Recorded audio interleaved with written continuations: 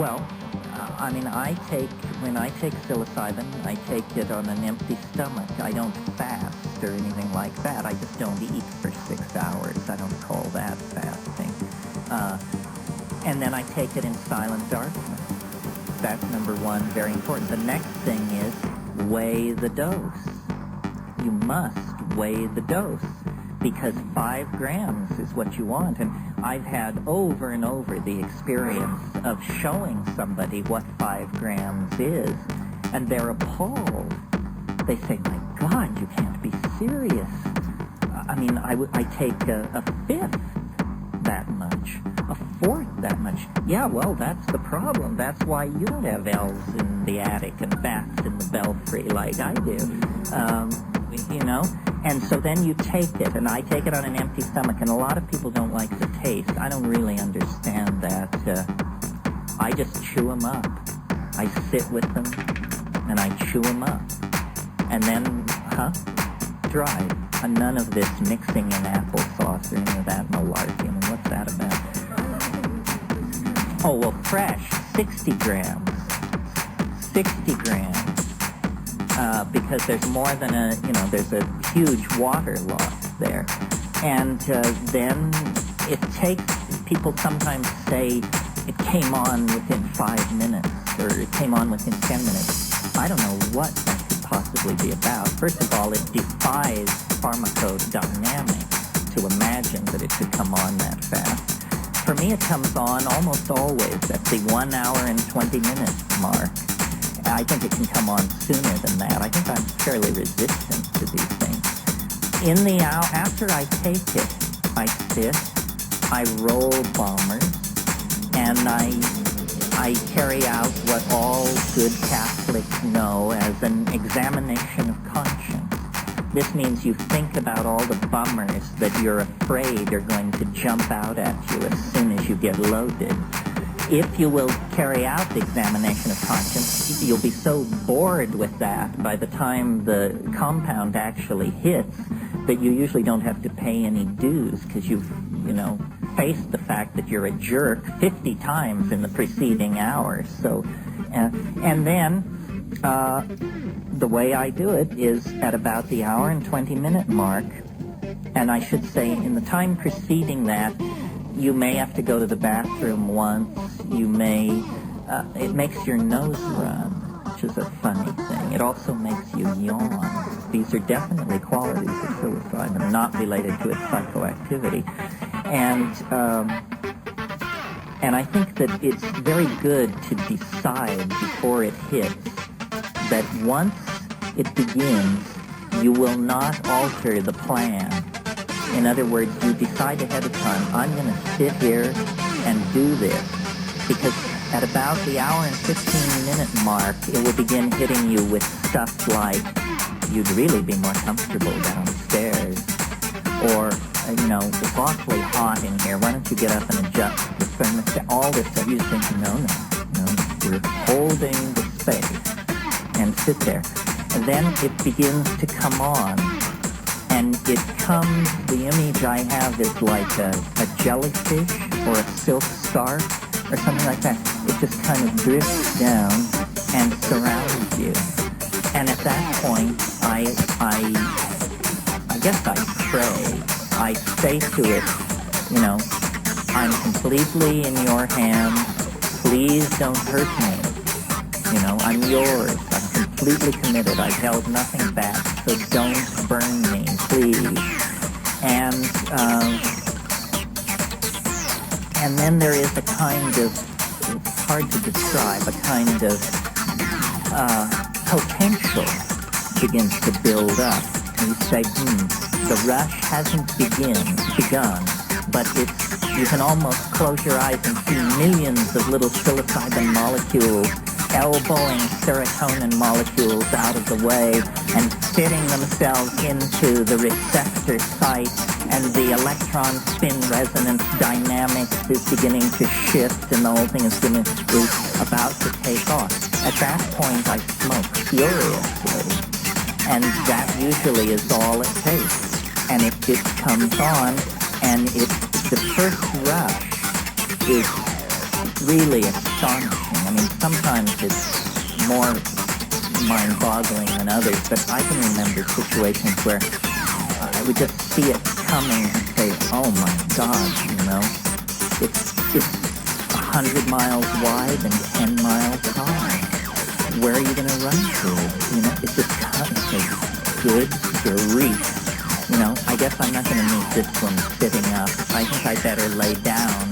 And in about the time it takes to make and execute that decision, then it just hits. And it's like a tidal wave. I mean, I have the feeling when I'm doing it in California that everybody from Vancouver to Tijuana has just crawled under their desk, because you can't imagine this is happening. It's between my ears. You know, it's more like an asteroid must have fallen in the Pacific Ocean and raised some enormous incoming wave. It's what it's sort of like. It's like watching a thermonuclear explosion through 50 feet of crystal clear glass. So, you know, you're perfectly calm. It's not getting at you, but the energy that is being released in your presence is awesome.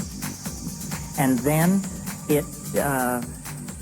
and sometimes in that first pass, the linguistic machinery is burned out.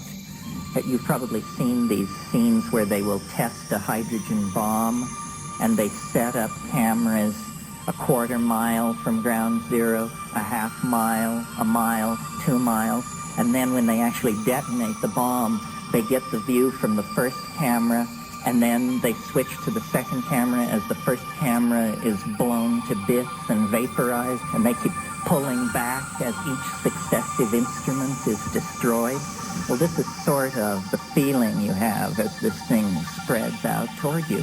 And then it does what it wants to do. It tells you what it wants to tell you, and it's highly unpredictable. I mean, people always say you should ask it a question.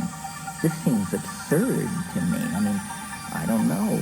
Once when my life was in turmoil, I did ask a question. I said, I wrote it down ahead of time, and the question was, am I doing the right thing with my life? And then when I got in there and I posed the question, and the answer came back instantly. It was a ripoff from Lyndon Johnson. It said, what kind of a chicken shit question is that to ask me? I said, oh, sorry, you didn't mean to presume, you know. But get your act together, and then we'll have a conversation. But if that's what you want to talk about, you should have taken MDMA. And and then, you know, paralleling what we talked about this morning, and again, I'm just giving you my subjective take on it. It's like I come into a place. It's hard to describe. It's a feeling, and the content of the feeling is, now the elves are near, but they won't appear unless I invoke them.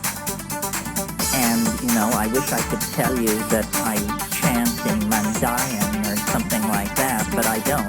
I stole a line from an old I Love Lucy program where Ethel is talking to Lucy about UFOs. And Lucy says she talks to the UFOs.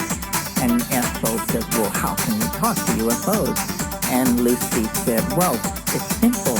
I just say, come in, little green men, come in, little green men, and that's what I do. I say, come in, little green men, and then there is, and women, if there are any out there, and then there is it's like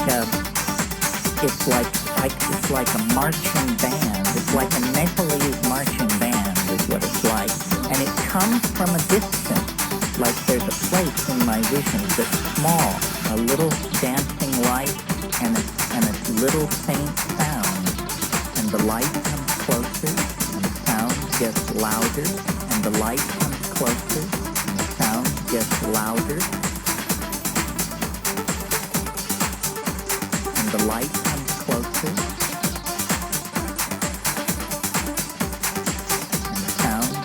louder. And the light comes closer. And the sound gets louder.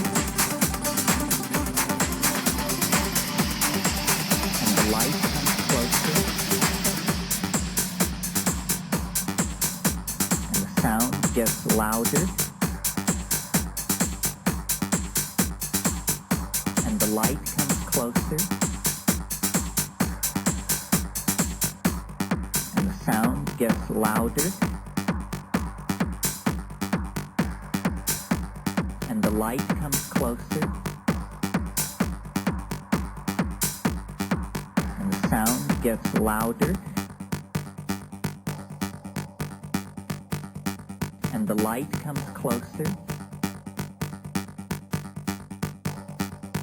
And the sound gets louder.